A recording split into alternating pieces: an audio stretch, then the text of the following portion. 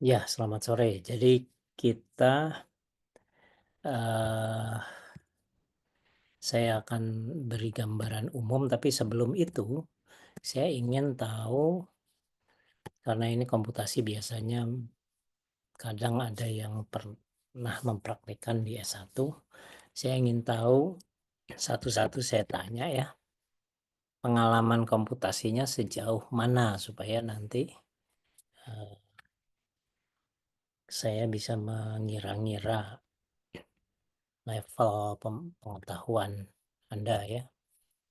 Hal lain, eee, saya ingin sampaikan bahwa berbeda dengan misalnya kimia komputasi di ITB yang, eee, yang hanya diambil oleh yang berupa pilihan ya sebelumnya ya, berupa pilihan sebelumnya yang akhirnya fokusnya itu, lebih ke penekanan pada kuantum. Kimia komputasi pilihan sekarang kebetulan mulai semester lalu di ITB jadi wajib juga untuk seluruh bidang. Jadi akhirnya, mmm, bersifat lebih menyeluruh. Nah, untuk di UI memang dari awal dibuatnya supaya berguna bagi kimia fisik, kimia anorganik, kimia organik, biokimia, maupun kimia analitik, ya. Sebelum halaman saya ingin, eee, saya share saja catat apa, lembar kosong yang akan saya tulisi untuk awal. Oh ya, sebelum saya lanjutkan, berikutnya mengenai penilaian. Penilaian itu karena komputasi itu targetnya bukan cuma sekedar tahu, tapi terampil. Jadi ada skill di situ, maka nilainya itu berbeda dengan kuliah lain yang ujian itu bobotnya tinggi. Kalau ini kita buat bobotnya setara antara ujian teori dengan praktik, ya. Jadi ini antara 50-50 atau 40-60 atau 60-40, ya. Nanti disesuaikan dengan hasil Anda. Tapi 50-50 atau 40-60 atau 60-40 antara praktikum dan pengetahuan teori. Uh, jadi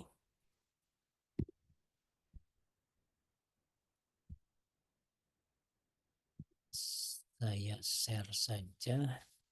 Jadi nama kuliahnya memang kimia komputasi ya atau apa? Kimia komputasi saja, Pak. Betul ya.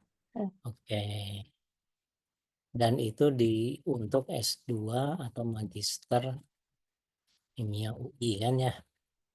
Jadi tadi penilaian itu adalah 50-50 atau 60-40 atau nanti disesuaikan ya,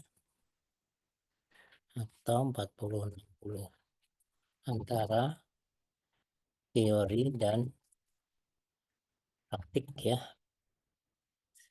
Terus rujukan itu adalah Kramer, rasanya nama lengkapnya Christopher C. Kramer, Essential of Computational Chemistry ya. Dan beberapa lecture notes di beberapa perguruan tinggi ya. Nah, itu rujukan. Lalu ini oh ya dengan bisa saja ada tugas ya, 10%. Jadi nanti tinggal, yang rata-rata yang hasil perhitungan teori praktek ini kalau ada tugas dinilai, maka yang ini dikalikan 0,9 ditambah tugas 0,1 ya. Tugas misalnya penelusuran literatur atau yang lain. itu cuma 10%. Lalu kuliahnya online dan offline, tapi offline-nya ini sebagian besar ya, offline hanya jika sempat lah. Lalu teori ini maksudnya jadi nanti ada ujian tulis ya, atau online. Mengenai ini dulu, ada yang mau ditanyakan sebelum saya mengalangkah ke yang lain yang saya tadi sudah sebutkan? Cukup, Pak. Sudah jelas ya? Ya. Sudah oke. Nah, sekarang sebelum itu saya ingin ada beberapa pertanyaan awal.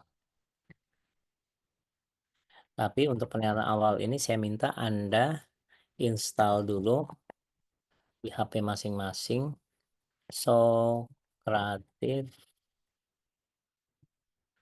Student atau Socrative for Student. Coba dicari di HP masing-masing. Ini untuk memastikan interaktivitas kuliah kita. Silahkan di install.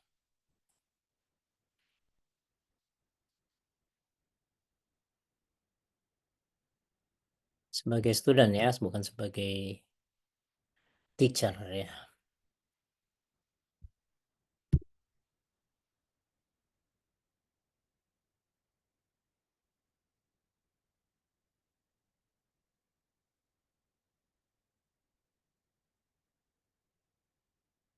Kalau sudah, tulis di chatnya Zoom aja. Sudah install ya.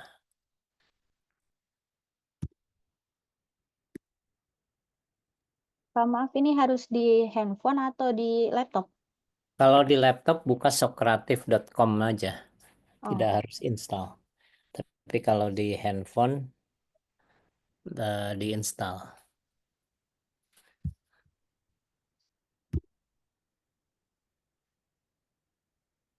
Banyak yang sudah. sudah, Pak. 1, 2, 3, 4, 5, 6, 7, 8, 9, 10, 11, 12.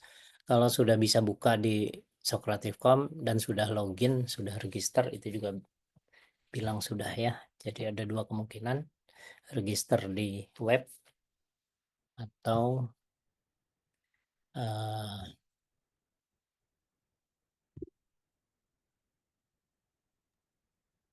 lewat aplikasi ya di handphone.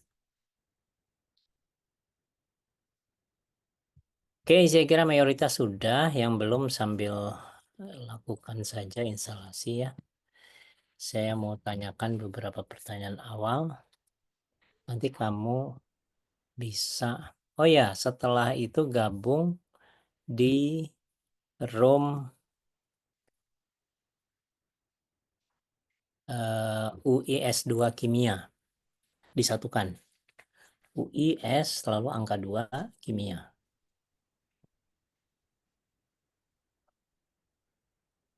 Room name-nya itu ya, tadi ada yang udah nanya. Kalau sudah, coba saya akan tanya beberapa informasi dari Anda ya. Bisa jawabannya bisa berupa true false, betul salah, atau short answer, atau bisa juga multiple choice ya. Jadi yang pertama, apakah Anda pernah menggunakan ini, kalau ini true false nih ya, aplikasi kimia komputasi yang berdasarkan mekanika klasik atau Newtonian mechanics, seperti, nah, sepertinya, jadi ini nanti true false ya, seperti NAMD atau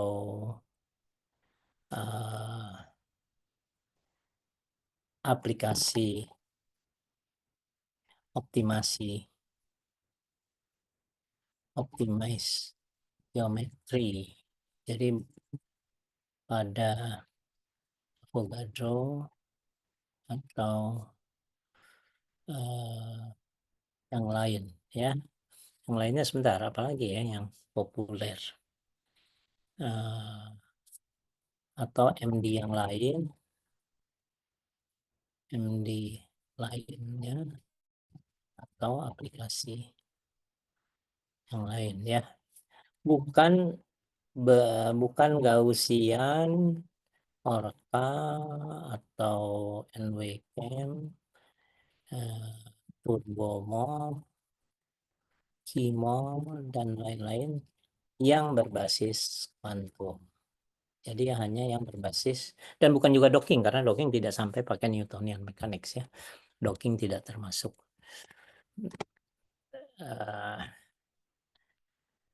Yang berbasis, ini istilahnya molecular mechanics ya.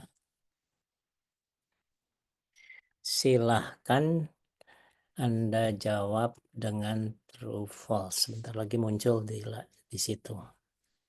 Ya, silahkan.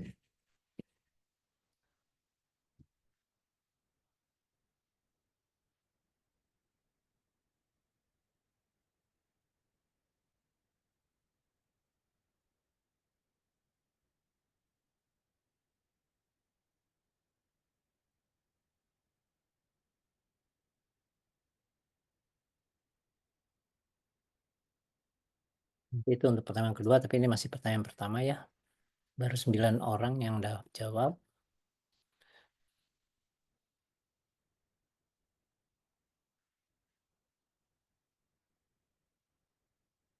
Baru 13 orang.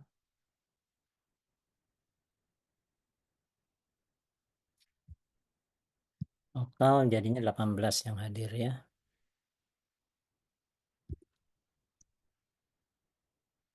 Usahakan semua jawab lah untuk yang awal, pertanyaan yang awal-awal ya.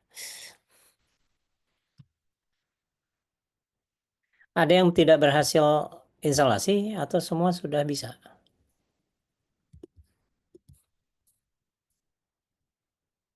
Sudah ya, mudah-mudahan sudah.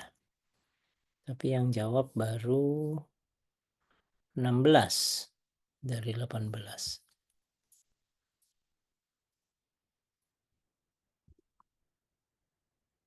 Nanti beberapa pertanyaan bisa saya percepat tanpa harus menunggu semua jawab.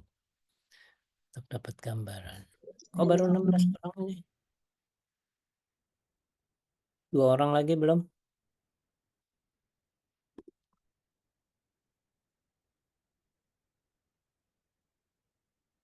Siapa yang belum ya?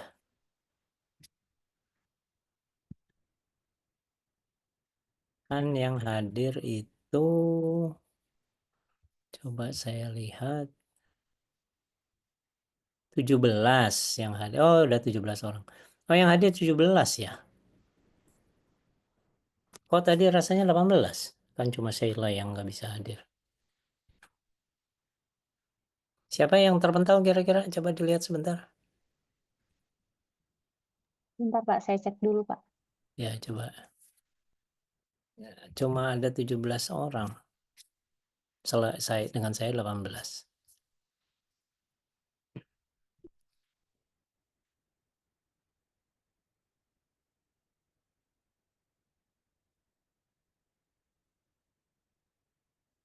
Alvina yang tidak ada Pak.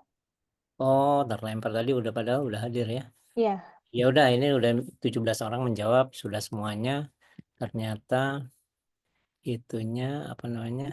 Ya kita Elvina mungkin lagi berusaha masuk lagi ya. Eh Ditanyakan aja lewat WA ada masalah nggak gitu ya. Nah, ini ternyata jawabannya adalah 18% yang true ya. Jadi ternyata untuk yang 18% itu artinya 18% itu seperlimanya kurang, baru 4 orang ya. Yang 4 orang itu tolong jawab pertanyaan 2 dalam bentuk short answer ya. Tuliskan aplikasi yang digunakan. Tapi tulis nama Anda dulu. Jadi gini, untuk tulisan short answer selalu aturannya begini. Nanti pas muncul isian, ini saya belum aktifkan ya. Jangan langsung jawabannya. Selalu untuk yang short answer tulis name dan nama. Ya, name dan nama, lalu submit atau apapun lah, oke atau submit, saya lupa. Setelah itu baru nanti akan keluar isian kedua, baru jawabannya. Paham ya? Paham semua ya? Jadi digabungkan Pak, NPM spasi nama, lalu Iya di betul. di NPM, input, NPM spasi nama, lalu submit, lalu ya setelah itu baru isikan baru. jawabannya. Jadi ada 2 tahap ya, Oke. khusus untuk yang pertanyaan isian. Silahkan Anda isi eh, kan nama lalu jawaban. Untuk yang sisa 13 orang itu yang belum pernah, coba aja ditulis kalau-kalau Anda mau mengira-ngira pernah tapi ragu-ragu gitu, bisa ditulis ya. Tapi sebetulnya yang wajib menjawab adalah yang 4 orang saja ya.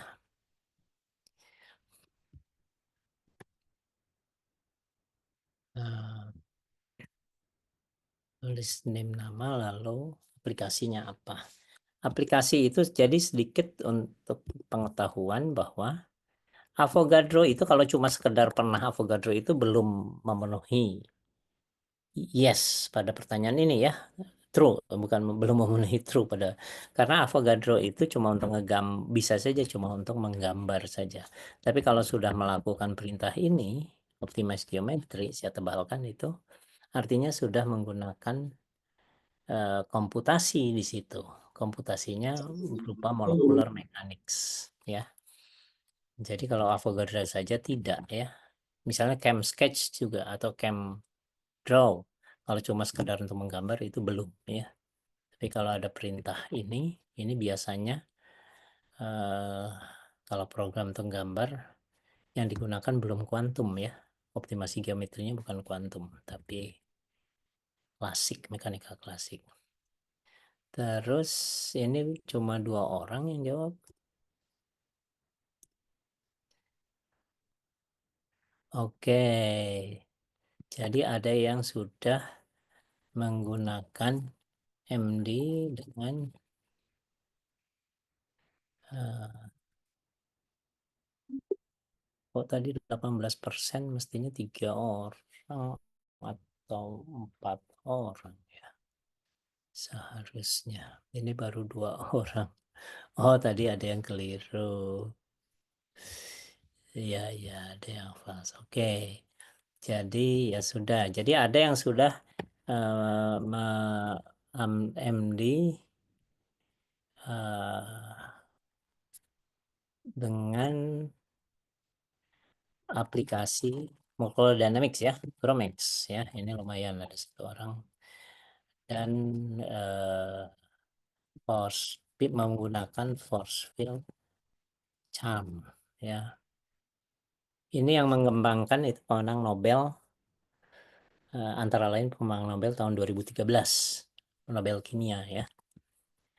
Ada juga yang menggunakan Avogadro, saya mau konfirmasi jadinya Avogadro, ChemDraw dengan Chem 3D. Saya mau ini Fatima ya. Itu Avogadronya sudah pakai optimasi geometri jadinya ya, Fatima. Iya, waktu itu pernah diperintahkan optimize, Pak. Oke, ya ya. Jadi artinya kalau sudah optimize artinya sudah menggunakan itu. Nah, selanjutnya apakah Anda pernah melakukan menggunakan aplikasi yang bukan molecular mechanics tapi berdasarkan mekanika kuantum atau kimia kuantum? Nanti Anda ini sebagai perhatian untuk semua ya. Nanti Anda harus bisa membedakan kemampuan ini dengan kemampuan ini bedanya apa ya. Nanti dalam kuliah ini Anda harus memahami nantinya. Kimia kuantum seperti yang ini tadi disebut ini. Gaussian, Orca, NWChem, Turmomol, Kimol, apalagi ya?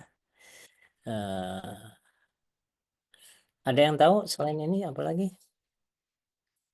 Oh, Molcase. Molcase ini dulu mahalnya luar biasa, sekarang rasanya ada Molcase yang open source yang gratis. Bisa di-download dan lain-lain lah ya. Yang berbasis kuantum. Silahkan true false lagi ya setelah ini. Silahkan jawab true false.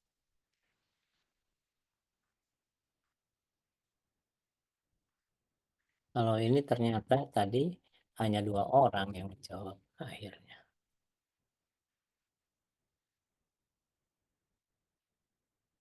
Yang ini maksud saya.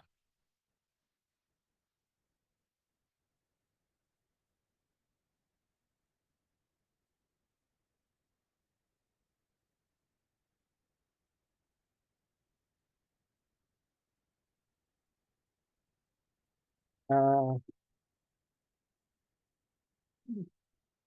Malah lebih banyak nih yang pernah. Kayaknya nggak tahu sih, nanti kita tunggu. Belum semua ngisi.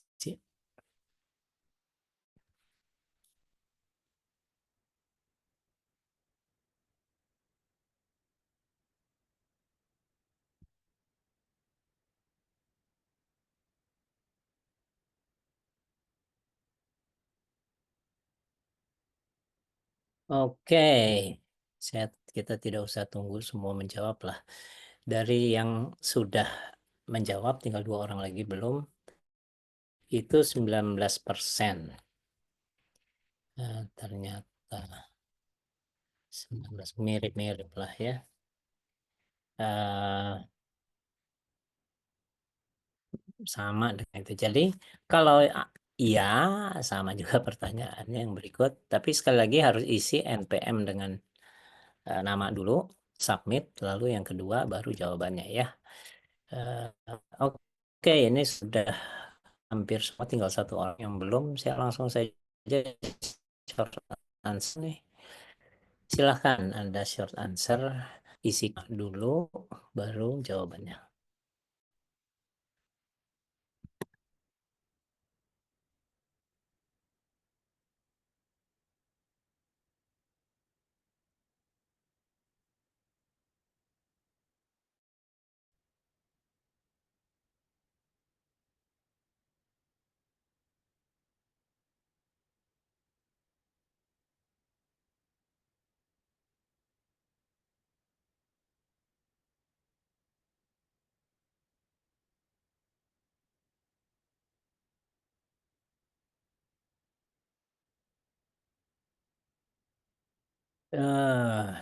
Sudah 2 orang yang menjawab. Oh, sudah 3 orang ya.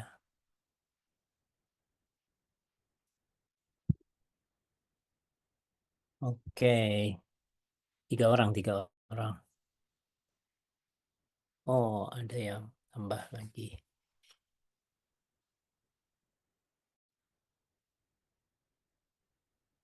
Iya,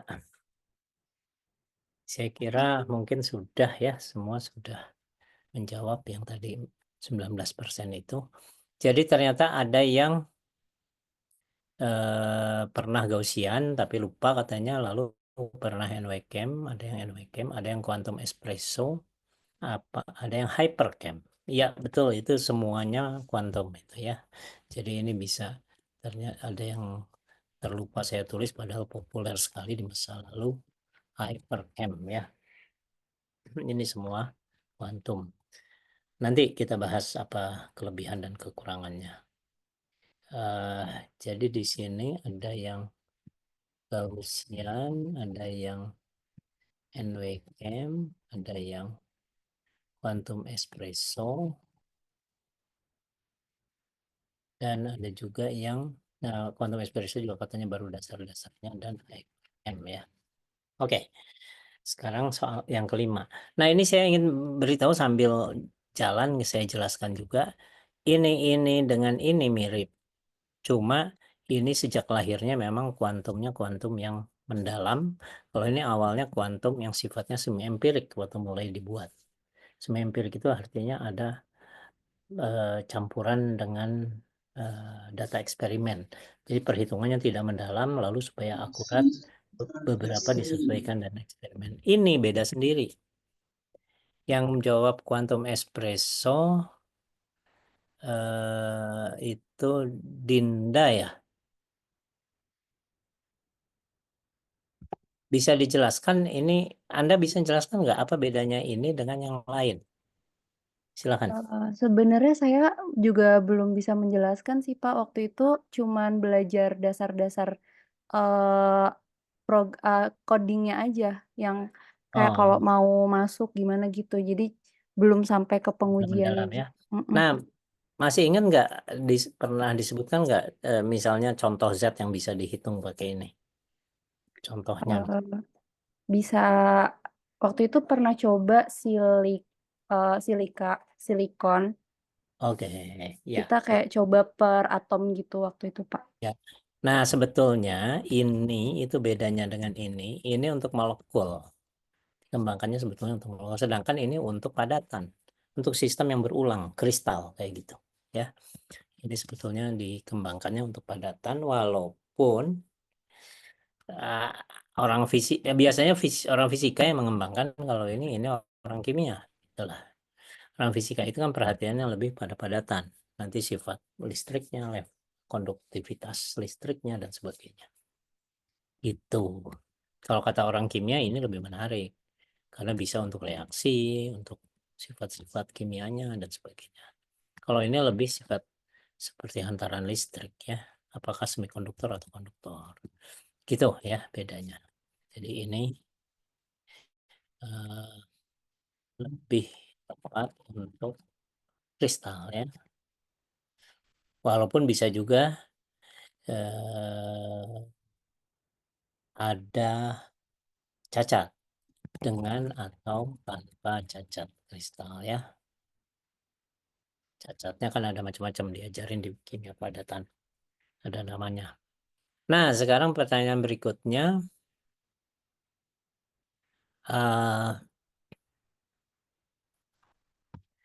Pakai isian lagi ya. Jelaskan secara sederhana. Ini saya ingin ngecek saja. Semua mencoba ya menjawab ya, walaupun baru 4 orang yang sudah menggunakan aplikasi ini, tapi ini sekarang semua mencoba.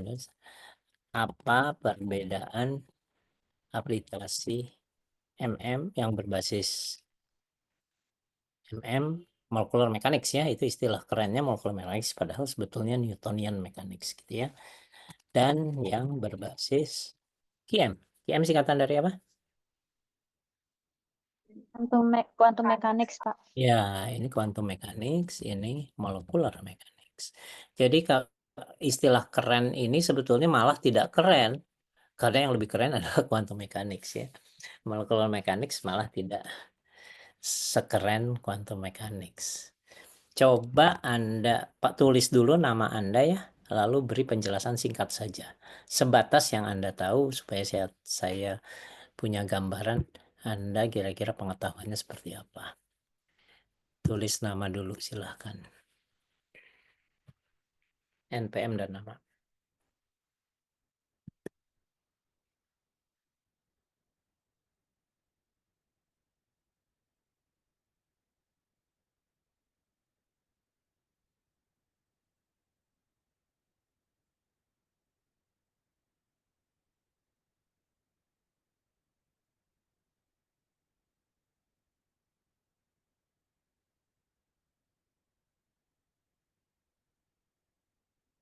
Kira-kira aja lah.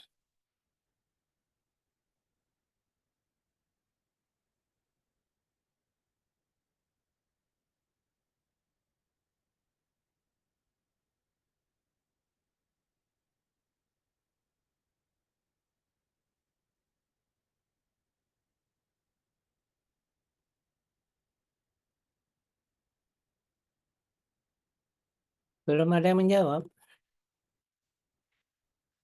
Coba Sedang ngetik, dikira-kira. Pak. Sebentar, sedang Pak. ketik ya, Ya. agak panjang ya. Oke. Pak Kakak, punten ini Ya. saya sudah ngetik di HP tapi terbatas ya untuk karakternya. Oh, berapa banyak itu di situ? Kira-kira berapa kata itu?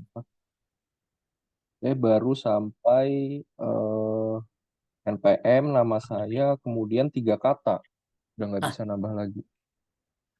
enggak, kan jawabannya setelah disubmit NPM dan Oh, nama kan?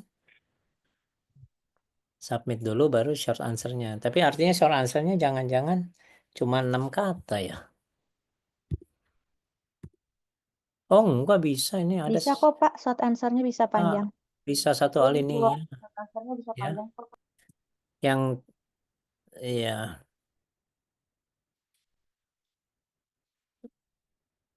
pertanyaannya adalah apa bedanya MM dengan IM?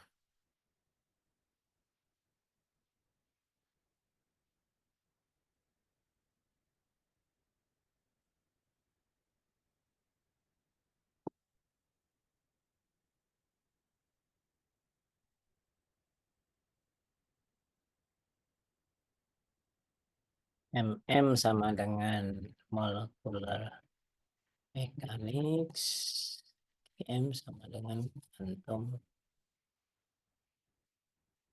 mechanics ya.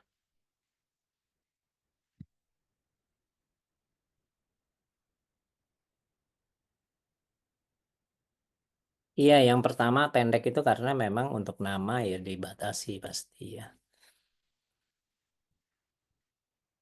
NIM, NPM dan nama ya. Untuk isiannya walaupun disebut short, sebetulnya bisa satu alinea. Maksudnya bukan satu halaman gitulah, maksudnya short ya.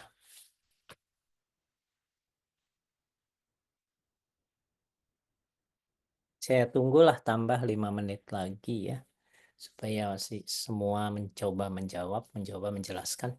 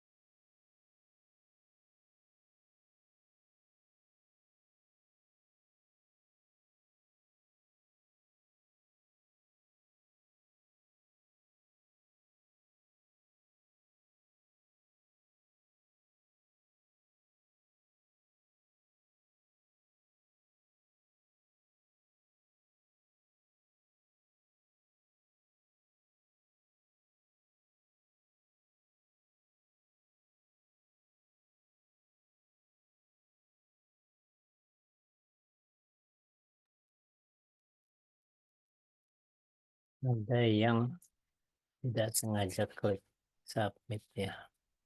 Oh, Elvira terkendala jaringan ya. Mungkin bisa coba kirim ke Elvina tautan yang panjang ya. Sebentar, gimana caranya ya?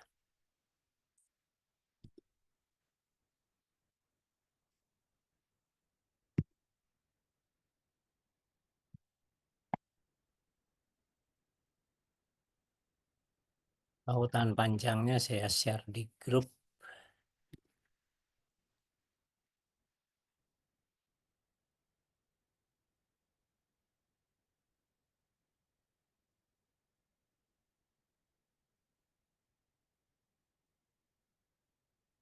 Ini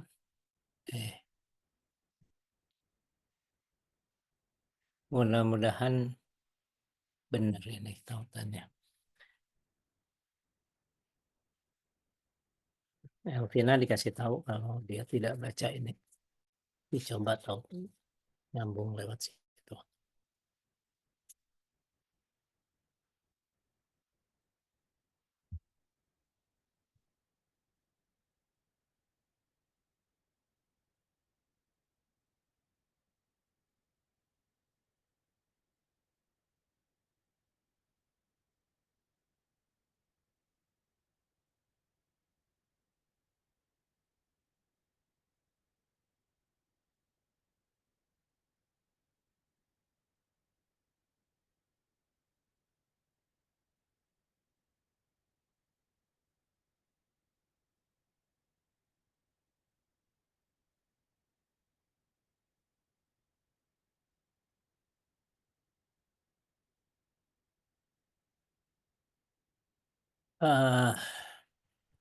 Oke, gini deh, tidak bertambah lagi kayaknya.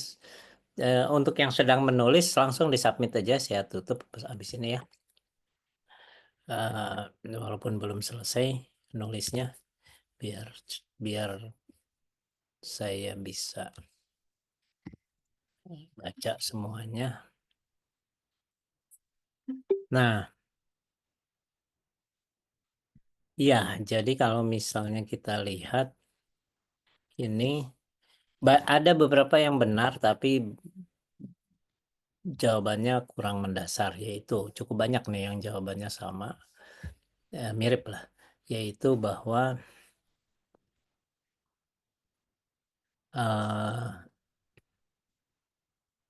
MM itu untuk molekul besar, QM itu untuk skala kuantum, ya. Bisa dipahami kenapa MM itu biasanya untuk molekul besar karena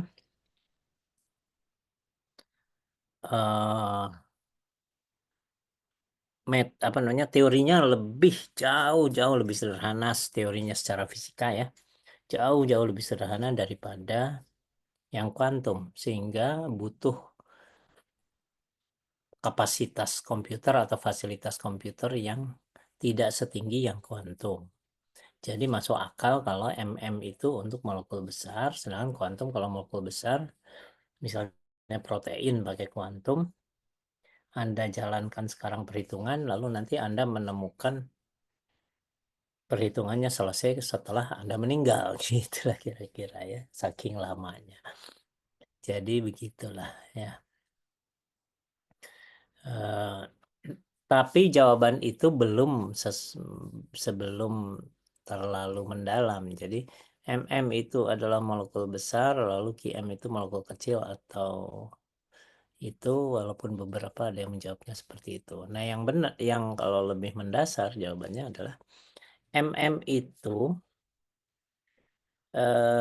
menggunakan mekanika klasik atau mekanika molekul, khusus untuk kimia ini disebut mekanika molekul ya, atau Newtonian mechanics ya, mekanika Newton istilahnya, itu dengan cara memperlakukan molekul atau padatan itu sebagai kumpulan partikel, di mana partikel terkecilnya adalah atom. Sedangkan kalau kuantum, partikel terkecilnya adalah elektron. Ya, inti atom dan elektron-elektron. Jelas ya bedanya ya. Jadi kalau mekanika, ini Elvina udah berhasil masuk lagi ya? Betul? Ya sudah Pak, sudah masuk Udah tadi. ya. Oke, Iya. oke. Nah, jadi kalau kenapa bisa molekul besar? Karena partikel terkecilnya itu atom. Jadi atom itu dianggap bola, mungkin bola kenyal gitu ya, karena bisa memanjang memendek ya ikatannya, atau bisa juga dianggap bola dengan pengikat berupa pel misalnya, itu pegas ya, gitu ya, sehingga bisa bervibrasi gitu kan, manjang mendek ikatannya. Tapi ya paling kecilnya bola atom itu. Karena makin paling kecilnya bola atom, maka rumusnya rumus-rumus mekanika aja tentang kelenturan misalnya ya, kelenturan semacam kelenturan pegas, dia bisa tergencet misalnya ketika ikatannya mendekat atau membesar, memanjang gitu ya, jarak antar inti atomnya ketika menjauh. Bisa dibayangkan ya. Nah, sedangkan kalau mekanika kuantum itu betul-betul diperlakukan sebagai real atom yang kita tahu, yaitu ada inti atom lalu elektron berputar dengan cepat mengelilingi inti tersebut. Gitu ya. Sehingga mana yang lebih akurat jadinya, jadi ini penjelasannya tadi itu ya. Jadi MM itu memperlakukan objek, dalam hal ini molekul atau padatan, ion, ionnya misalnya ion kompleks bisa juga ya. Ion misalnya Fe, NH3, 6 kali 3 plus gitu misalnya ya. Atau SO4 min, sulfat, bukan hanya Cl min, bukan hanya Br min misalnya gitu ya, ionnya. Bisa juga kristal ya, sebagai kumpulan atom. Jadi ini pertemuan pertama kita buat hal-hal yang luar biasa mendasar ya, memperlukan objek, ya objeknya bisa sama, bukan sebagai kumpulan atom, artinya atom sebagai bola atom lah supaya semakin jelas, sebagai partikel terkecil dari sistem ya. Cameron objek sebagai kumpulan inti atom. Ya, inti atom tidak dipecah menjadi proton dan neutron ya, betul-betul inti atom sebagai partikel dan elektron gitu ya. Secara sederhananya seperti itu. Nah, sekarang pertanyaan ke-6, Anda true false ya, atau jangan true false ya. Jadi boleh atau nggak apa-apa lah true false. Jadi true itu maksudnya pertanyaannya beginilah, mana yang lebih akurat? Kalau Anda jawab true, artinya yang lebih akurat itu adalah MM. Kalau Anda jawab false, yang lebih akurat adalah QM. Paham maksudnya ya? Jadi Anda tinggal pilih true atau false, tapi kalau Anda jawab true, itu maksudnya yang lebih akurat adalah yang MM. Kalau Anda jawab false, yang akurat adalah QM. Silahkan dijawab true false.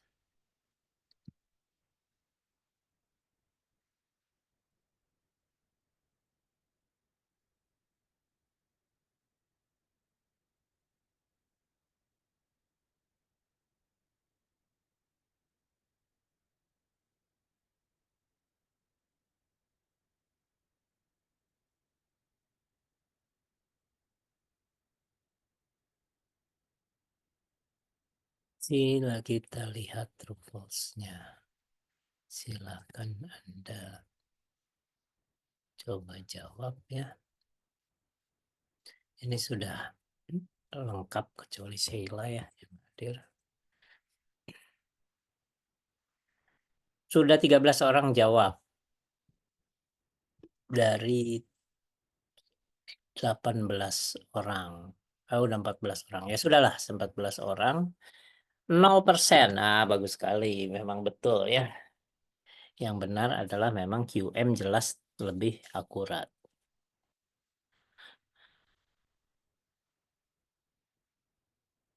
Nah, sekarang pertanyaan ini jadi baguslah Anda sudah punya sense tentang mana yang lebih akurat, yang lebih baik ya. Sekarang true false lagi. Apakah perhitungan konformasi protein misalnya yang paling stabil, penentuan. Tentunya lewat perhitungan ya tentunya. Tapi saya sebut penentuan aja lah. Bisa dilakukan dengan pendekatan MM. True false lagi. Nomor 7 ini saya selesaikan ya, sudah 17 orang menjawab, bukan 18, ini ada satu orang yang belum berhasil masuk ke stok Sokratif. Atau Elvina masih belum tahu ke masuk Sokratif ya? Atau sudah, Elvina? Halo? Sudah install, Pak. Oke, sudah ya, tinggal masuk lalu nanti pilih roomnya UI S2 Kimia, 6 karakter ya. UI S lalu angka 2 lalu Kimia. Bukan 6 karakter. UI S2 9 Kimia. Sekarang silahkan true false untuk pertanyaan yang terakhir. Nomor 7.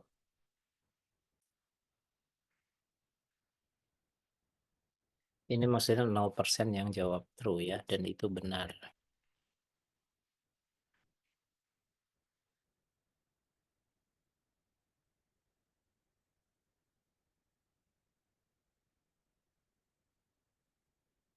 Nanti pertanyaan nomor 7 jawab true false, nanti saya nomor 8-nya apakah penentuan selisih homo energi ya.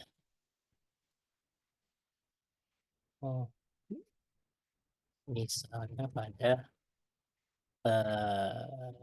penelitian tentang molekul dye dalam es,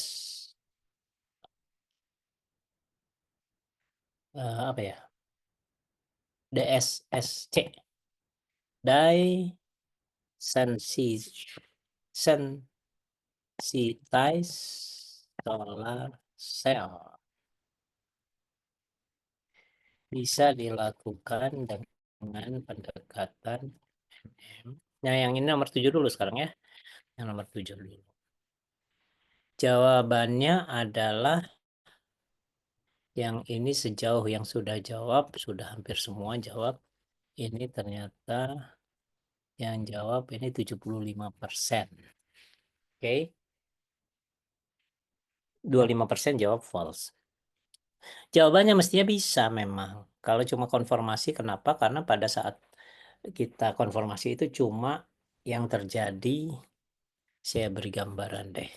Kalau misalnya kita punya molekul apa ya, oktanol misalnya ya, molekul oktanol.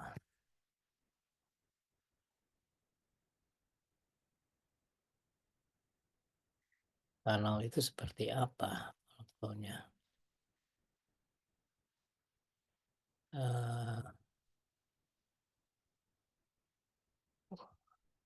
Yang agak bagus aja saya copy molekulnya ya. Sebentar.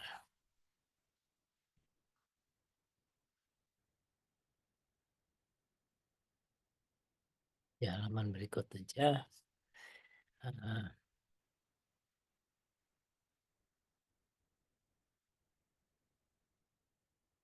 Nah, kelihatan ya. Molekul oktanol ini. 1, 2, 3, 4, 5, 6, 7, 8. Ya, lalu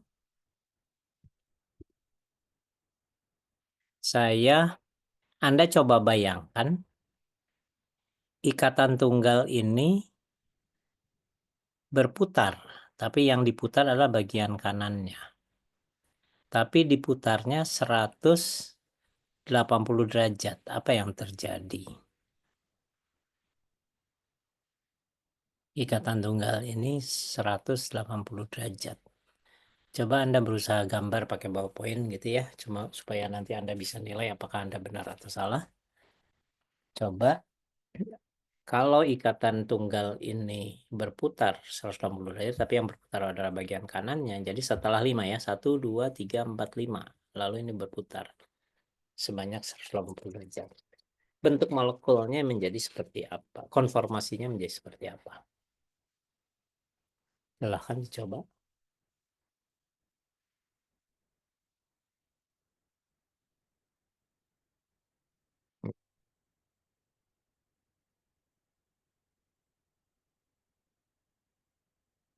Hmm.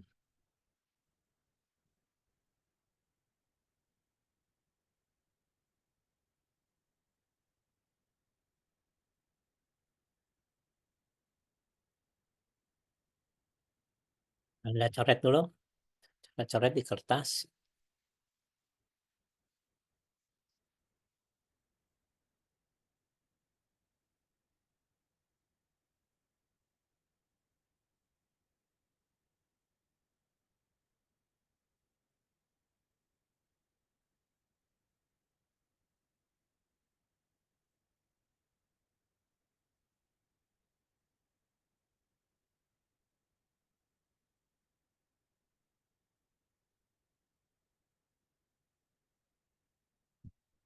Semoga Anda sudah mencoba mencoret-coret di kertas bentuknya menjadi seperti apa setelah diputar 180 derajat.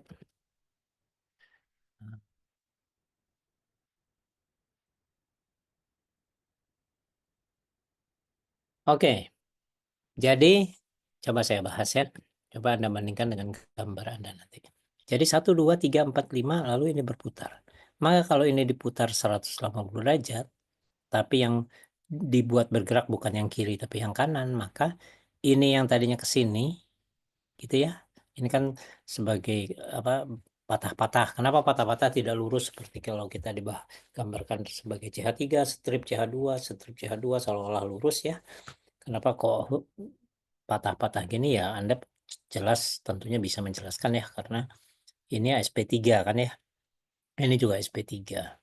Hibridisasinya ini juga sp3 sehingga dia bentuknya tetrahedral dan sudut tetrahedral itu sekitar 109,5 ya. Ini sekitar 109,5 derajat. Antara ini dengan ini juga sekitar 109,5 derajat, tapi ini ke arah kita, ini ke belakang sana gitu kan ya. Kalau ini kiri kanan. Nah, balik lagi menjawab pertanyaan tadi. 1, 2, 3, 4, 5. Saya harapkan Anda semua sudah mencoba menggambar ya, supaya lebih paham. Nah, ini kalau berputar jelas ini ke sini akhirnya menjadi ini ke sana. Betul ya? Ke atas, siap, Pak. Iya, betul ya. Jadi ini akhirnya jadinya ke sini. Kalau ini diputar 180 derajat, ini jadi ke sana. Lalu setelah ini diputar ke sana 180 derajat, kita perhatikan bahwa setelah ini dari arah sini ke arah atas. Tapi kalau kita putar ke arah sana, itu ke arah kanan atau ke arah kiri ya? Ke kanan, Pak. Betul, coba kita bayangkan. Ini kan cara membayangkannya adalah ini kan dari ke sini dibanding kalau lurus gitu ya. Dibanding lurus, dia ke sini itu seolah berlawanan, dilekukan berlawanan jarum jam ya. Tapi kalau misalnya arah ke sana, dia kan terbalik, jadi atas menjadi bawah, bawah menjadi atas. Seolah-olah kita ngelihatnya dari arah kebalikannya.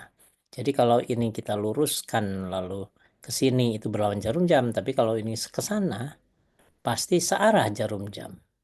Jadi ke sana, betul. Jadi ke sana gitu ya. Ke sana lalu ke sana jadi akhirnya ini seolah-olah naik ke atas begitu. Ya, melipat. Tapi bayangkan kalau yang ini berputar juga. Jadi ini berputar juga. Tadi kan saya bilang 1, 2, 3, 4, 5 ini berputar. Tapi ini berputar 180 derajat juga. Nah, apa yang terjadi? Yang terjadi adalah kalau dua ikatan ya berputar. Anda udah paham ya? Mudah-mudahan Anda udah paham bahwa kalau ini diputar, yang tadinya ini ke sini, kalau putar 180 derajat ke sana gitu ya. Dengan sudut ini sama dengan sudut ini gitulah ya. Kita ngebalik ke sana kan, ini diputar seolah-olah naik ke atas ke sini, tapi naik ini di sebelah atas lalu mendatar lagi gitulah ya. Anda bisa bayangkan. Nah, ini yang pasti ke kanan betul, karena saya ulangi, ketika putar 90 derajat, atas menjadi bawah, bawah menjadi atas dari bagian ini. Kalau atas menjadi bawah menjadi atas, maka arah searah jarum jam pasti berlawanan jarum jam. Gitu logikanya ya. Kalau bagi yang sulit untuk membayangkan perubahan 3 dimensi tersebut gitu ya, pakai bahasanya tuh seperti itu. Saya ulangi tadi, kalau ini dari sini ke sini, pas ke sini, kalau dibanding dengan keadaan lurus selalu ke sana, dia berlawanan jarum jam. Tapi ketika udah kembali ke sana, maka dianggap yang lurus sini itu bukan berlawanan jarum jam, harus searah jarum jam ya, karena atas menjadi bawah, bawah menjadi atas. Jadi arah putaran juga terbalik. Jadi nanti tek ke sana. Tapi kalau ini juga muter, kalau ini muter bukan sorry, yang ini muter juga 90 derajat, malah yang ini muter 90 derajat juga, yang ikatan ke atas ini, akhirnya bukan ke sana tapi ke sini. Dan yang terjadi adalah seolah-olah jadi begini, jadi melipat ya, sini ke atas lalu ke sini. Nah selanjutnya bisa begini nanti, bisa dengan cara tertentu, pokoknya akhirnya bisa. Saya ulangi, 1, 2, 3, 4, 5. Lalu ini yang ke-6, yang ke-7 di atas, yang ke-8 kalau muter juga ke sini. Ke Nanti kiri. yang ke-9 dan 10 kan bisa begini ya sebetulnya ya. Itulah yang disebut pelipatan protein. Kalau ini jadiin panjang sekali, pelipatan protein folding ya.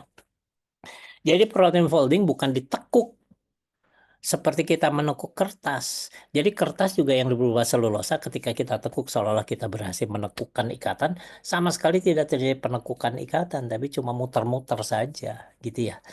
Ikatannya muter-muter saja, akhirnya seperti menekuk. Jadi selulosa yang ada di kertas itu sebetulnya terjadi pemutaran. Ini muter ke atas, lalu ada pemutaran berikutnya, ini jadi ke sini. Jadi apa? Tek, ke sana ya? Tek, ke sana, Ke kiri, iya. sana gitu lah ya. Kalau panjang sekali kan jadi bisa begitu. Akhirnya jadi melipat gitu kan. Gitu ya.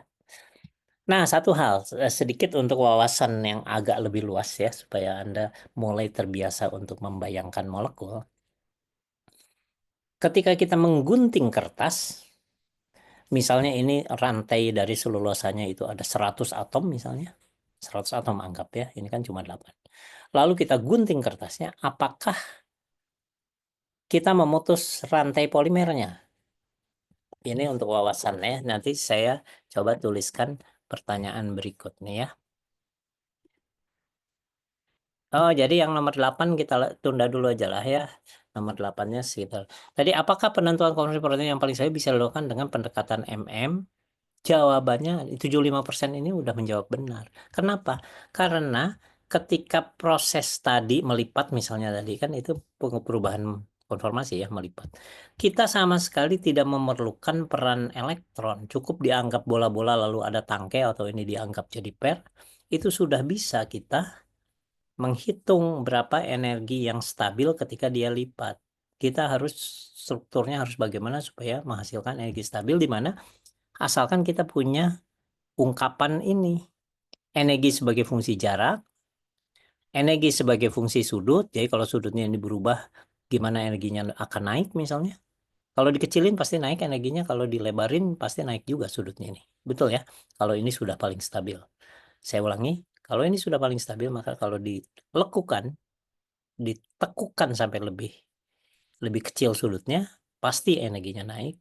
Kalau dibesarkan sudutnya, jadi ini gerakan ke sana, ke bawah, bukan ke atas, maka akan naik juga energinya. Dan untuk menjaga kestabilan jelas bukan ditekukan dengan sudut mengecil atau sudut membesar, tapi muter. Nanti dihitung bagaimana supaya energinya tetap minimal. Jadi harus ada punya fungsi energi terhadap jarak, ada energi terhadap sudut, yaitu ini. Nanti ada energi terhadap sudut torsi namanya, tapi ini nanti kita bahas kemudian.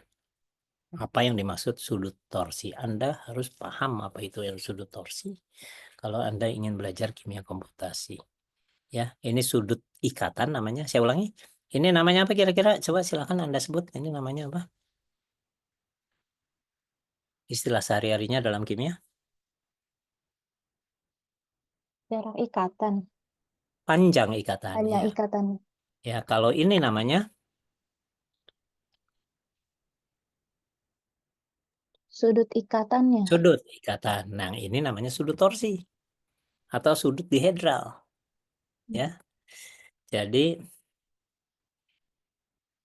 ini disebut sudut torsi atau sudut dihedral.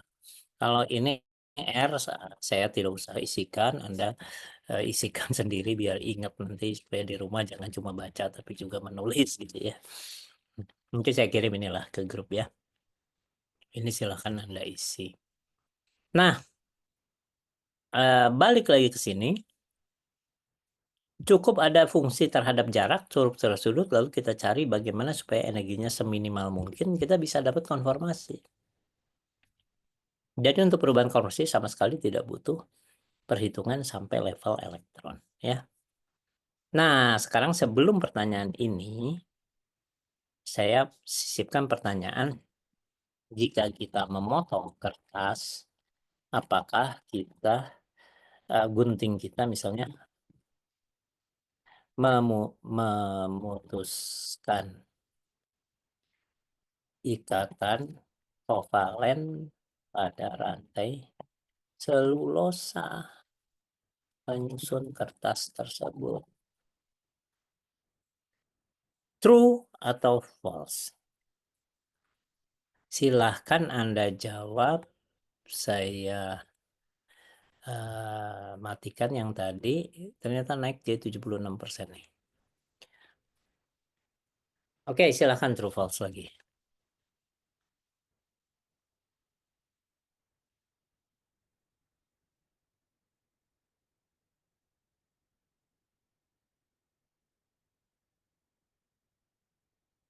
Anggap panjangnya bisa 100, bisa. Oh, sebentar ada yang telepon deh.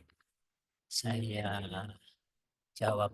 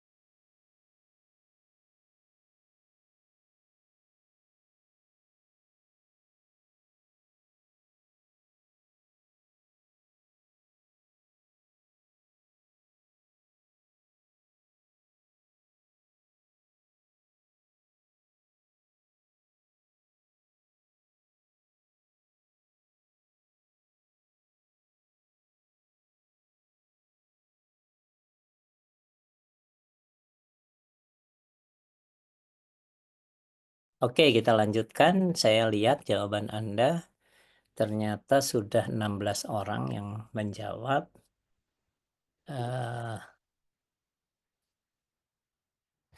Yaitu 6% dengan 94%. 6% ya.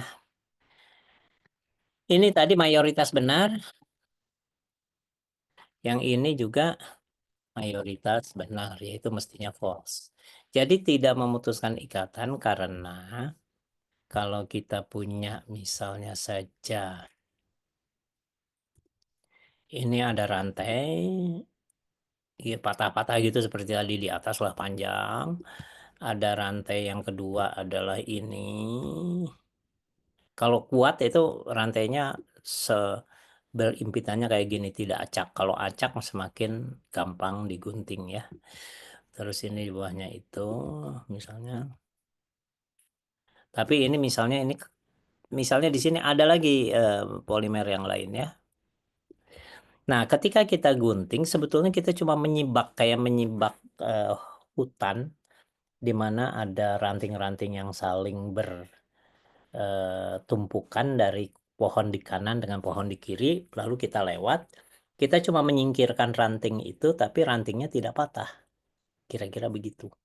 Jadi ini nanti ketika kita gunting, ini menggeser ke kanan, ini bergeser ke kanan, yang ini menggeser ke kiri misalnya, yang ini menggeser ke kanan, yang ini menggeser ke kiri. Jadi cuma nyingkirin itu karena ikatan kovalen begitu kuatnya. Pakai ujung gunting yang tajam pun nggak akan putus karena kovalen itu luar biasa kuat. Buktinya apa coba? Buktinya kovalen luar biasa kuat. Nanti saya buktikan belakangan ya. Tapi ketika kita gunting, kita cuma menyibak. Makanya kalau kita pakai Microsoft, kertas itu kelihatan ada untai-untai molekul itu gitu ya. Jadi kayak rumbai-rumbai gitu ya. Di bagian potongan itu tidak tajam. Kelihatannya tajam seolah-olah keputus gini ya. Kelihatannya seolah kertas itu betul-betul tajam sekali. Karena ini begitu kecilnya ini sehingga kita tidak melihatnya gitu ya. Paham ya? Jadi kita gunting, sebenarnya apa buktinya ikan kovalen begitu kuat? Ya gampang, coba aja gunting intan. Intan itu kan kovalen semua, berupa jaringan ikatan kovalen. Pakai gunting sekuat apa, pakai intan itu kita gunting sekeras apa. Gimana bisa kita potong gitu kan ya? Susah sekali. Ya bisa juga sih, memang ada putus, tapi yang putus itu pasti jumlahnya persennya sedikit sekali ya, 0, sekian persen gitu. Tapi 99 itu cuma menyibak ya, menyibak. Itu sedikit pengetahuan tambahan yang sebetulnya wawasan pengetahuan saja ya. Nah, sekarang nomor mana? Nomor 9 ya.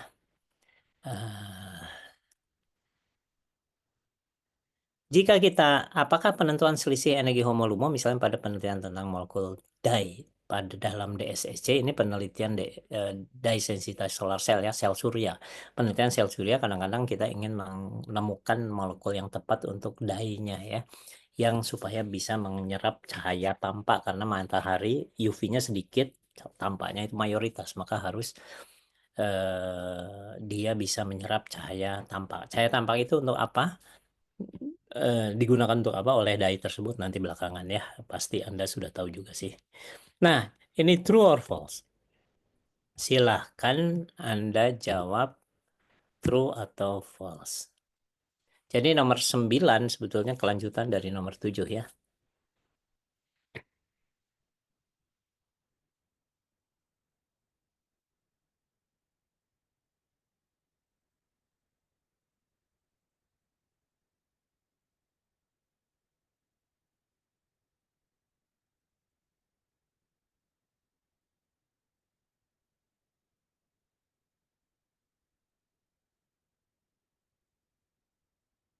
Jadi untuk yang protein tadi ya, kalau kita ngelihat sini, yang melipat dengan yang lurus mana yang lebih stabil dan sebagainya, suatu konferensi, kita tinggal pakai hubungan-hubungan fungsi ini untuk berbagai ikatan dan berbagai sudut dihedral, kita cari yang energinya paling rendah gitulah ya. Pasti itu yang paling stabil.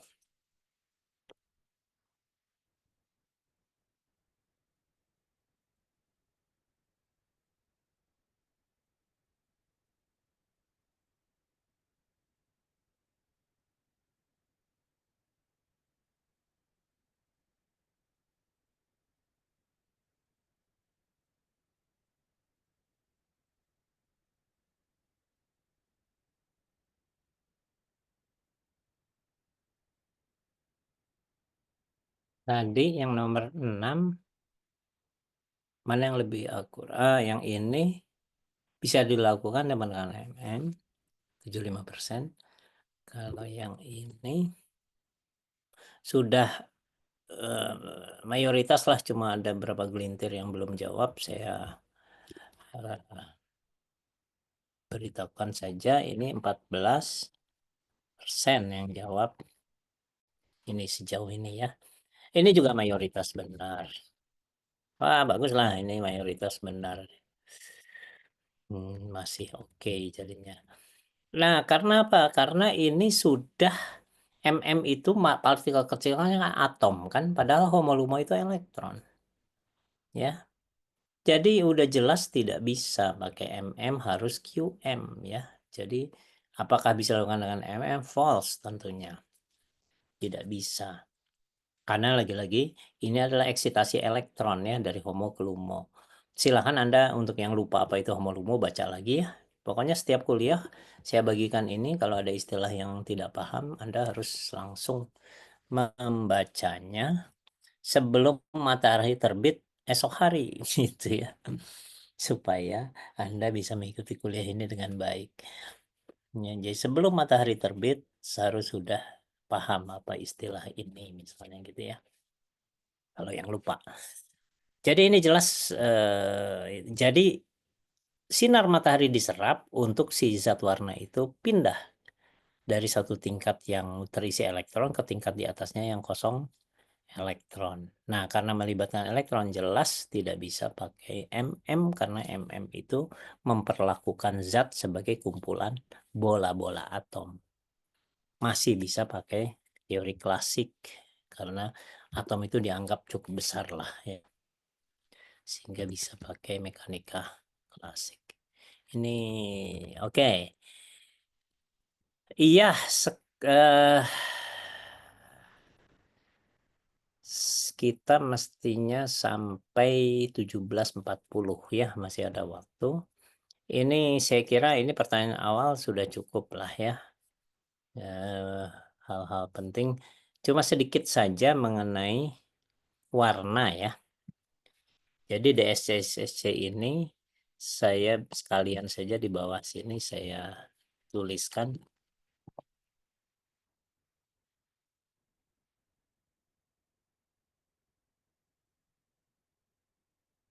Biasanya nila lalu ungu, tapi saya sederhanakan jadi gini. Saya tanya sekarang.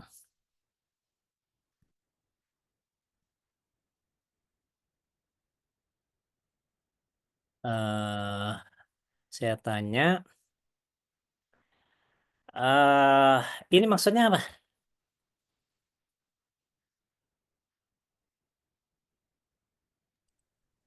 Apa itu? Spektrum warna. Ya, spektrum ya, warna cahaya tampak ya. Merah, jingga, kuning, hijau, biru, ungu.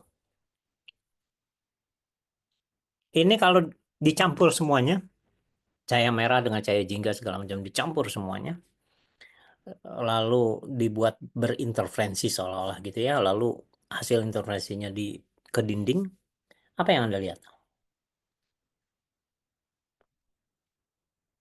Di dinding itu. Apa? Putih. Betul, putih. Jadi ini dengan ini itu kalau dicampur cukup dua warna yang saya tebalkan itu, tidak usah semuanya. Kalau semuanya jadi putih ya. Semuanya bercampur menjadi putih. Tapi cukup merah dengan hijau saja jadi putih, asal merahnya merah yang tepat dengan hijau yang tepat ya. Jangan merah yang terlalu kiri lalu hijaunya terlalu kanan misalnya ya. Kalau merahnya mau dikirikan, hijaunya juga harus yang agak lebih kiri gitu lah. Pokoknya ini dengan ini udah putih. Jadi disebut warna apa ini antara merah dan hijau ini sering disebut warna apa? Komplementer. Primer.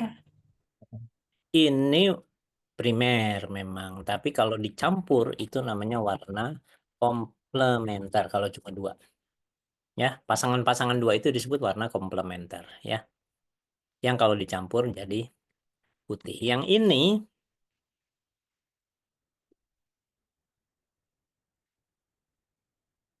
kebaca nggak sih itu? Wah, terlalu kita buat. Yang ini aja ya saya buat jadi merah ya. Ini bukan berarti yang ini merah juga nih ya. Saya jadikan merah maksudnya untuk supaya kelihatan pasangannya. Ini maksudnya hijau tetap. Yang ini jingganya pakai yang warna agak lebih tua lah. Mana ya? Ini misalnya.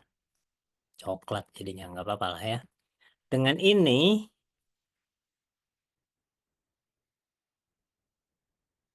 juga warna komplementer. Artinya kalau jingga bercampur dengan biru, itu jadi putih juga. Kuning bercampur dengan ungu, itu jadi putih juga. Sehingga semua ini jadi putih. Gitu ya. Karena ada pasangan-pasangan yang menyebabkan dia terlihat putih. Sekarang pertanyaannya. Pertanyaan nomor 10. Sebentar, ini supaya pertanyaan nomor sebentar, ini juga saya buat gini aja. Sekarang pertanyaan nomor 10.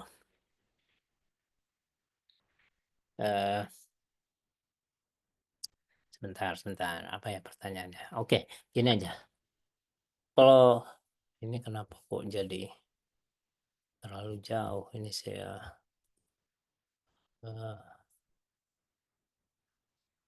sebentar ya. Ini saya geser dikit ininya kanan. Gitu ya. Oke. Klorofil adalah molekul yang dapat menyerap sinar tampak yang berwarna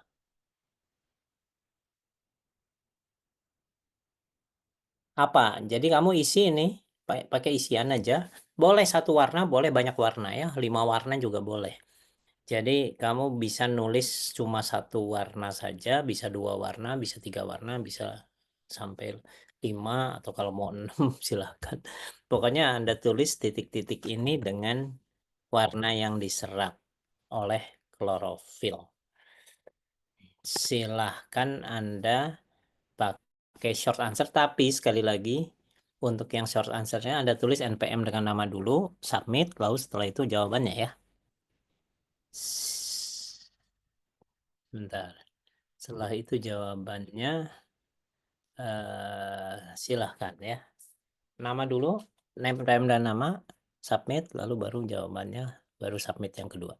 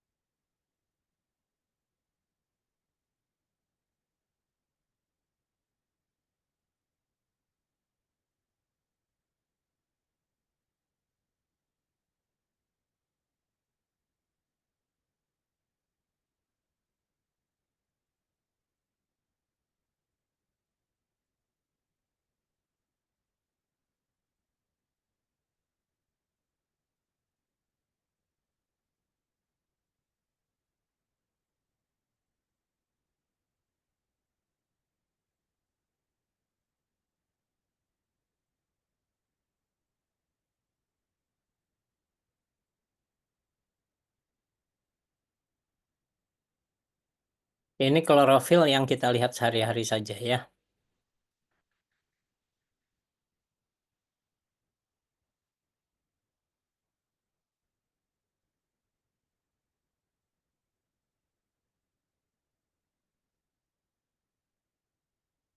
Pakai penjelasan sederhana. Oke,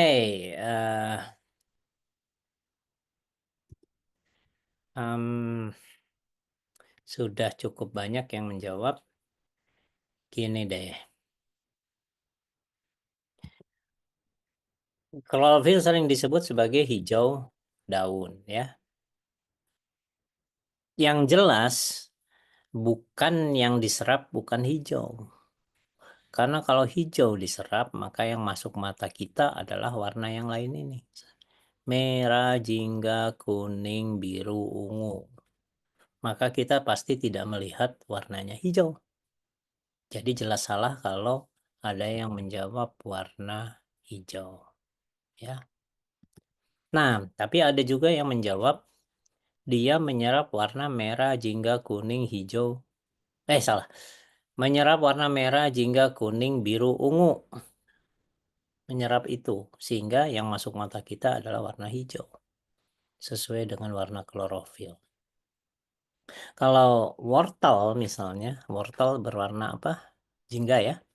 Maka kalau jawabannya yang serupa dengan yang barusan saya bilang, maka Wortel bisa disebut menyerap merah, kuning, hijau, biru, ungu kecuali jingga. Jingganya tidak diserap sehingga masuk mata kita. Sehingga terlihatlah jingga atau oranye ya. Itu salah juga. Menyerap hijau salah, menyerap itu salah. Lalu menyerap apa yang benar?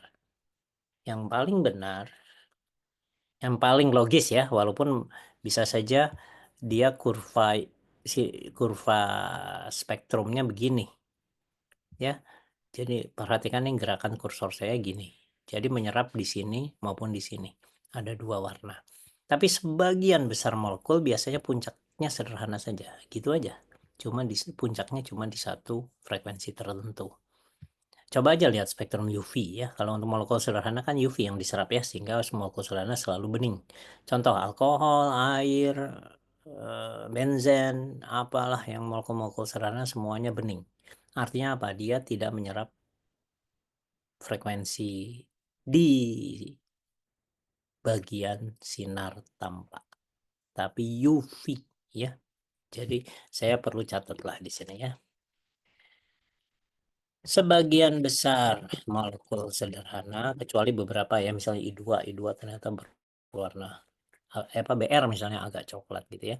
Tapi sebagian besar molekul sederhana untuk elektronnya berpindah dari HOMO ke LUMO, silakan Anda yang lupa apa itu, ini pelajari, harus bisa tahu maknanya sebelum matahari terbit gitu ya. Sebagian besar molekul sederhana untuk elektron berpindah dari HOMO ke LUMO memerlukan sinar UV ya, bukan cahaya tampak. Tapi kalau molekulnya ada konjugasi ya, kita tahu ada yang disebut batokromik ya, pergeseran ke cahaya yang lebih ke arah merah lah, dari UV ke arah ungu, salah, ke arah ungu dulu, baru kalau turun lagi frekuensinya akhirnya jadi merah. Ingat, frekuensi ungu lebih besar dari frekuensi merah. Frekuensi ultraviolet itu lebih tinggi lagi dari cahaya tampak ungu. Gitu kan urutan frekuensi ya. Nah, kalau itu membutuhkan sinar yang energinya tinggi nih, UV ya, kalau molekul sederhana. Tapi molekul yang lebih kompleks, terutama yang ada elektron ikatan pi yang terkonjugasi, yang beresonansi, maka dia bisa bergeser ke arah cahaya tampak ya. Nah, untuk molekul sederhana kurvanya juga sederhana, begitu saja, puncak satu puncak ya, dimana puncak tertingginya kalau kita tarik ke bawah ke sumbu frekuensi. Ingat ini apa terhadap apa, coba ada yang bisa menyebut spektrum UV itu sumbu tegaknya apa, sumbu mendatarnya apa? Kalau spektrumnya bentuknya kayak puncak gunung gini. Apa ke Sumbu Y-nya ya, absorbansi, Pak. Yang betul. mendatarnya panjang gelombang. Ya, tekanannya panjang gelombang atau frekuensi, bisa terserah apalah ya, bisa frekuensi, bisa panjang gelombang. Ke atasnya itu adalah absorbans, yang berapa banyak yang diserap ya. Jadi dia akan kurva itu. Tapi kalau inframerah malah terbalik, puncaknya ke bawah karena makin ke bawah semakin menyerap gitulah ya. Kalau spektrum UV biasanya makin ke atas makin menyerap, itu cuma kebiasaan saja sebetulnya ya. Kebiasaan dalam menampilkan spektrum UV dan IR. Tapi nah sekarang kalau kurvanya sederhana, sebenarnya kita pakai asumsi karena sekali lagi kurvanya bisa juga begini, tek tek, ada dua puncak. Tapi biasanya satu puncak, kenapa? Karena selalu dari HOMO ke LUMO, susah untuk dari HOMO ke LUMO plus 1 misalnya. Di mana LUMO-nya yang energi yang berikutnya, yang lebih tinggi, yang kosong tapi berikutnya.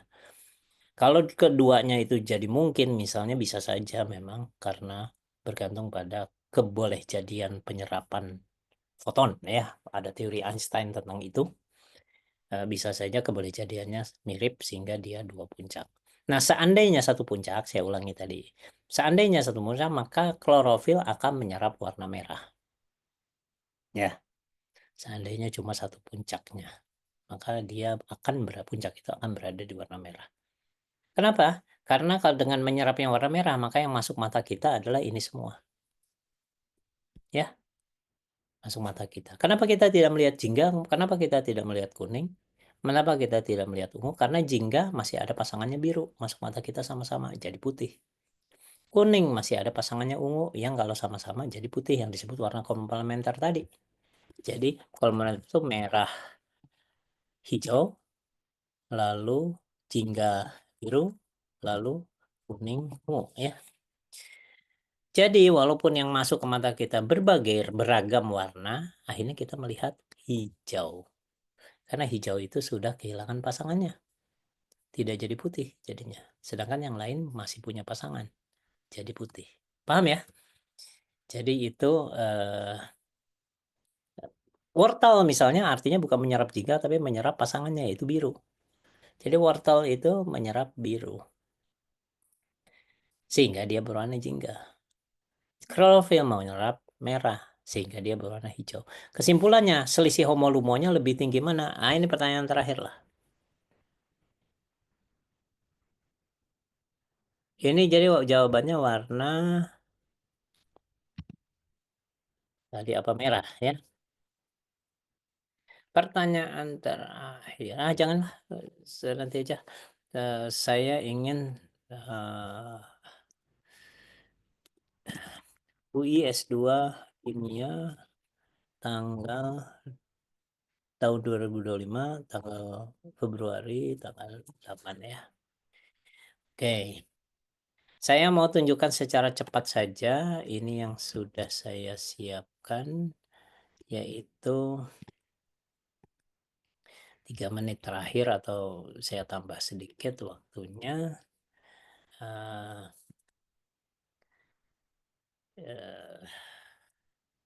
Mana ini? Sudah kelihatan? Oh, ini mestinya diganti ya. 6 Februari 2020. Mana beberapa halaman pertama sajalah saya bahas ya.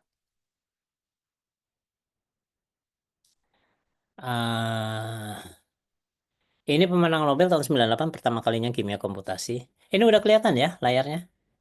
Sudah. Oke. Jadi pemenang Nobel tahun 98 pertama kalinya kimia komputasi, kimiawan komputasi, memenangkan hadiah Nobel John Pople sama Walter Kohn. Perannya bisa dibaca, apa dia mengembangkan apa ya. Berikutnya 15 tahun kemudian 2013 itu Martin Karplus ya. Lalu ini, oh ya, nanti saya kirim ke grup hari Selasa ada workshop jam 3 sore. Rasanya jam 4:45 apa ya. Dasar lah. Ada workshop tentang kimia komputasi yang sebetulnya sudah diiklankan di berbagai grup. Itu bayar 100.000 kalau nggak salah, lupa. Tapi khusus peserta kuliah ini boleh, nanti saya kirim undangannya ya, boleh free ya. Cuma ya silakan juga Anda sebarkan ke yang lain yang misalnya peserta kuliah kimia komputasi tahun lalu atau kelas atau siapapun ya. Yang lain ya bayar ya. Tapi kamu khusus karena ikut kuliah kimia komputasi free. Nanti saya beri tautannya ya. Kalau pas luang, kalau nggak luang ya sudahlah. Kalau ada kuliah lain. Oke, balik lagi ke sini. Ini yang tahun 2013. Pemenangnya 3 orang. Martin Karplus ini menarik karena akhirnya tanggalnya kita gunakan untuk mendirikan divisi kimia komputasi HKI. Tanggal lahirnya tanggal 15 Maret. Maka tanggal 15 Maret tahun 2025 nanti kita akan mendirikan divisi kimia komputasi Himpunan Kimia Indonesia. Tanggal lahirnya diambil. Nah, ini perhatikan bahwa computational chemistry itu adanya di gini. Computational chemistry itu sebetulnya ada experimental chemistry, ada theoretical chemistry. Theoretical chemistry itu yang pakai persamaan matematik, pakai integral, diferensial, persamaan diferensial terutama ya, Schrödinger dan sebagainya itu diferensial. Eksperimental itu ya melakukan masuk ke laboratorium dapat data-data. Misalnya spektrum UV, spektrum IR, dan sebagainya. Tadinya Shimiya Ohmose cuma sebagai jembatan. Jembatan itu maksudnya apa?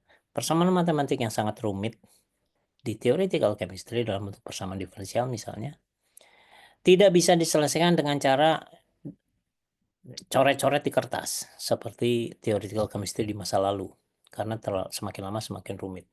Harus tidak bisa diselesaikan, akhirnya betul bantuan komputer untuk menyelesaikannya dan menghasilkan angka-angka dari suatu persamaan, ya kan? Nah, angka-angka itu dibandingkanlah dengan percobaan, cocok atau enggak. Kalau cocok, oh teorinya benar. Jadi ini cuma sebagai jembatan untuk membuktikan bahwa suatu teori benar. Tapi lama-lama dia menjadi ilmu sendiri, dianggap cabang yang sah sebagai suatu cabang keilmuan. Kenapa? Karena dulunya dia cuma sebagai jembatan, ini sebagai alat penemuan, bisa penemuan hal-hal baru, ini bisa menemukan hal-hal baru dengan deduksi matematika ya. Ini cuma jembatan. Tapi lama-lama komputer semakin canggih, akhirnya dia juga bisa melakukan penemuan. Misalnya material baru yang tadinya belum dibuat, bahkan sebelum dibuat di lab pun akhirnya sudah bisa diramalkan sifat-sifatnya. Misalnya apakah dia semikonduktor atau konduktor, apakah dia punya kemampuan macam-macam lah ya. Akhirnya karena bisa diramalkan dulu, akhirnya dia bisa sebagai alat penemuan, makanya jadi suatu cabang yang dianggap sah sebagai cabang ilmu kimia sendiri.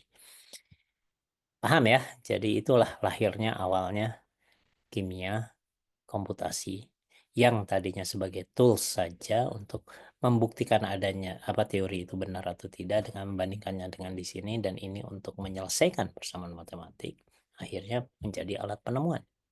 Ini ya. Nah, ini nanti untuk halaman-halaman berikutnya di pertemuan kedua ada kalimat yang menarik di bawah sini. The fundamental truth can be found in mathematics. Artinya matematik itu kan kebenaran, asalkan premisnya benar, kita bisa menemukan kebenaran. Misalnya jika A maka B, jika B maka C, itu dua pengetahuan misalnya, maka bisa kita simpulkan jika A maka C misalnya gitu ya. Dan lain-lain lah, bisa pakai deduksi, bisa induktif dan sebagainya, itu bisa menemukan kebenaran baru dari kebenaran yang sebelumnya kita ketahui. Applied Mathematics and Physics, karena itu salah satu yang menekankan pentingnya matematika adalah buku karya Newton. Newton itu walaupun isinya tentang hukum Newton, tapi judulnya bukan Laws of Newton atau Laws of Physics, tapi judulnya adalah, ada yang tahu? Silahkan Anda sebut judul buku Newton yang tentang hukum Newton, judul bukunya apa? Silahkan. Ada yang tahu? Nggak tahu.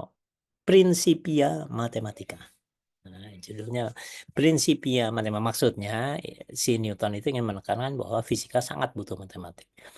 Applied physics is chemistry, applied chemistry is biology, applied biology is life. Nah, sampai sini ini semua orang bisa ngomong gitu. Tapi kalimat paling bawah pasti orang kimia yang ngomong. Kalau ini kan bisa orang apapun ya, orang matematik, orang fisika, orang biologi bisa ngomong seperti ini. Tapi yang paling bawah pasti orang kimia yang ngomong.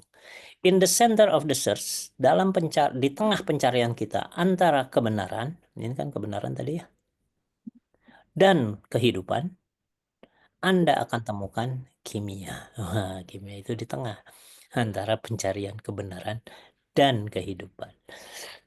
Ini untuk keren-kerenan lah ya tentang kimia. Oke, saya kira itu saja sebagai pengantar hari ini. Jadi kita akan mempelajari ini yang akan membantu eksperimen dan akan membantu pengembangan teori juga. Dan ini bisa digunakan eksperimennya eksperimen biokimia atau eksperimen kimia organik atau eksperimen kimia anorganik ya. Makanya penting, kalau dulu dianggap milik orang kimia fisik, tapi sekarang dianggap sebagai tools untuk bidang apapun dalam kimia. Ada yang mau tanyakan sebelum saya tutup? Silakan.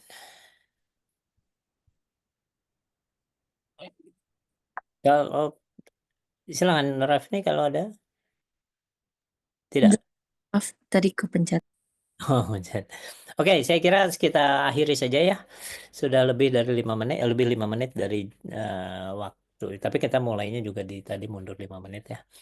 Jadi pas lah. Saya ada pertanyaan, Pak. Oh, silakan. Maaf, ini tapi tidak kondusif. Iya. Ya, Ini silakan. Pak, maaf sebelumnya. Untuk minggu depan di hari Selasa Ya. itu berarti apakah ada beberapa aplikasi yang harus disiapkan kita untuk diinstal terlebih dahulu sebelum perkuliahan Betul, dimulai? saya lupa sampaikan. Betul. Jadi Iya. Socrative kan sudah tadi ya. Nah, aplikasi yang perlu disiapkan itu adalah Avogadro. Ini di komputer sendiri ya. Semua yang saya tulisin di komputer sendiri, karena kalau yang tidak di komputer sendiri nanti di server itu tidak perlu Anda siapkan ya. Avogadro, terusnya Termius. Termiusnya ambil yang free version ya. Kalaupun tidak ada free version, bolehlah free trial. Pas di akhir setelah 30 hari biasanya ada pilihan.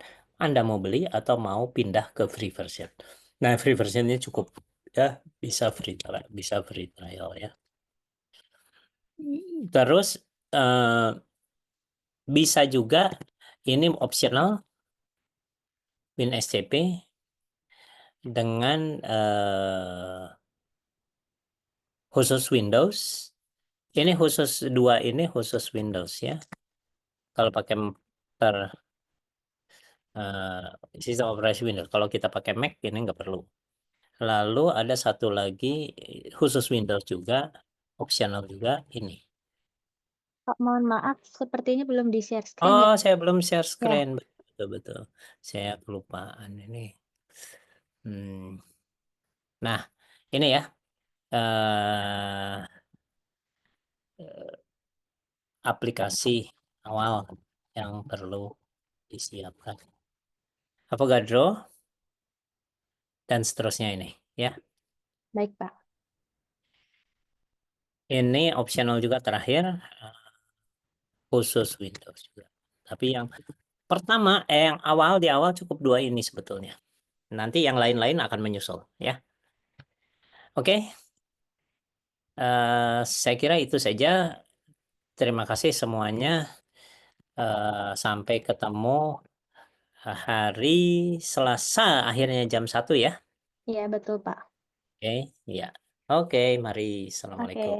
Waalaikumsalam warahmatullahi wabarakatuh. Terima kasih, Pak. Terima kasih. Terima kasih, Pak. Terima kasih, Pak. Saya log out ya. Yuk, mari.